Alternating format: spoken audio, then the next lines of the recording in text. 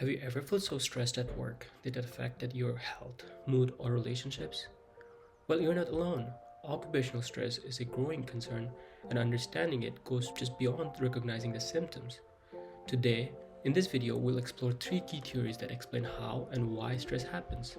And these theories don't just describe stress, they help us better understand how we perceive it, how it affects us, and why it can have such long-lasting impact. So let's break them down. So before we dive into different theories of occupational stress, let's learn about what exactly we mean by occupational stress. It refers to the interaction between employees and their work environments that can be difficult and emotionally draining. And these challenges and demands at workplace that require some sort of adaptive response from an employee are called work stressors. And it can take many different forms. For example, role ambiguity, where you don't know what exactly is expected of you. It could be workload. It could be you have too much to do in too little time, and it's that you have multiple requests that doesn't go simultaneously. It could also be interpersonal conflict. For example, you're dealing with some sort of bullying or difficult coworkers at workplace. So when we face these stressors, our bodies and minds react to them, and these reactions are called strains. And strains can be of three different types. For example, it can be behavioral, where you're avoiding your boss or turning to unhealthy habits like smoking. It could also be psychological, where you are feeling anxious, angry, or dissatisfied with your job. And lastly, it could also be physical, where you are experiencing headaches, stomach issues, or even long-term illnesses like heart diseases. So why does some people handle stress better than others? This is where the theories come in. So let's start with the Lazarus and Folkman's transactional model.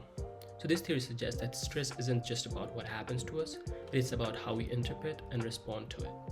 So when we face a stressor, we go through two key steps. The first is primary appraisal. For example, if you're given a tight deadline, you might see it as a threat automatically. So this would be primary appraisal. But then you might evaluate your resources and see whether or not you have the necessary skills and support to handle it. And that would be secondary appraisal. This model also highlights two different types of coping. So the first is problem-focused coping, when you are tackling the stress directly. And the next is emotion-focused coping, when you are managing your emotional response to those stressors. So in short, this theory shows that stress is a dynamic process. It's not just the event itself, but how we perceive and respond to it. Next, let's talk about the conservation of resources theory. And as the name suggests, this theory is all about what we value the most, which is our resources. And resources can be anything from time and energy to self-confidence and social support. And according to this theory, we're motivated to protect, retain, and build these resources. And there are two key principles. So the first one is resource loss is more impactful than resource gain. Losing something valuable hits us harder than gaining something of equal value.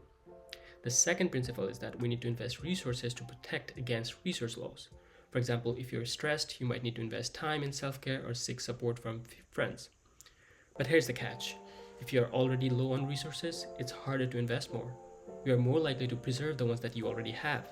And that's why stress can feel so overwhelming. It drains the very resources that we strive to protect. Finally, let's look at the allostatic load model. Allostasis is our body's way of adapting to stress. For example, when you stress, your body releases cortisol to help you cope. But when stress becomes chronic, the system gets overloaded, which is called allostatic load. And this model has three phases. The first one is the primary mediator, and chronic activation of these primary mediators affects the secondary mediators. And chronic dysregulation of secondary mediators leads to our third phase, which is tertiary outcomes. At this phase, you have serious health consequences like heart disease, depression, and diabetes. So in other words, chronic stress don't just make you feel bad, it can have long-lasting impact. Sometimes it can be even life-threatening. Understanding these theories help us see occupational stress in a new light. It's not just something to get over, rather it's a complex process that affects every part of our lives. So the next time you feel stressed, ask yourself, how am I perceiving this? What resources do I have? And what can I do to protect my long-term health? So what can organizations do?